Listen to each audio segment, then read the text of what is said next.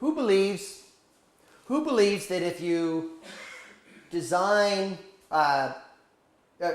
who believes if your employees are happy and satisfied that they're going to be motivated? You believe that? Yeah, don't. The opposite is true. That you have to design motivating work in order to get the happy and satisfied employees. It's the opposite. Now,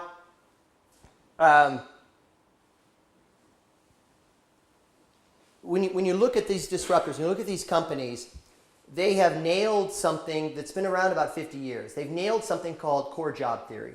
And core job theory says these 5 items on the left: skill variety, task identity, task significance, autonomy, and feedback.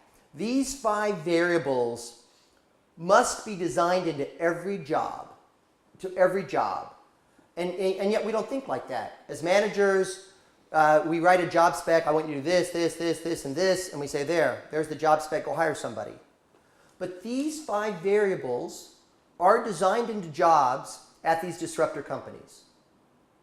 Skill variety says give somebody breadth in the job they do. Don't put them on the assembly line to paint one side of the box all day. They're going to get bored and quit. This is not fulfilling work. Let them paint 2 sides of the box. Let them paint 3 sides of the box and stack it. Let them paint 3 sides of the box, stack it, and then put it in a bigger box. Give them variety in the work they do. Task identity says allow them to see their job or her job in the context of the other activities around it. Because if they're not, they're just in a small black box. Doesn't make sense. Task significance says, regardless of what role they play, at what level of the organization, let them see how their piece of the job fits to the big picture. It somehow fits to the strategic goals of the company. That even if the smallest piece of work from the youngest university graduate, they still have to understand how their piece fits to something big. And if they don't, they're lost. Autonomy says, very simply, don't micromanage. If you ask them to do something, let them do it. But you can't micromanage them. You can't then tell them what to do. Every company tells me they're hiring smart people, right? You hire smart people.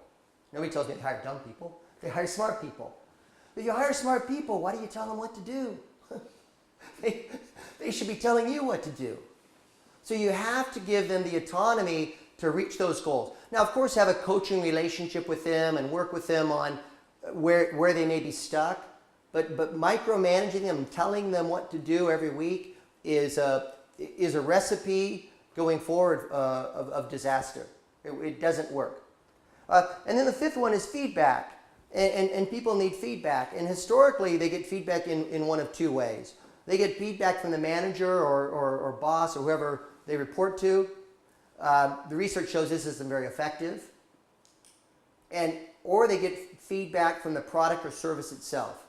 And this is more effective because if they can see the product or service winning in the market, this is great.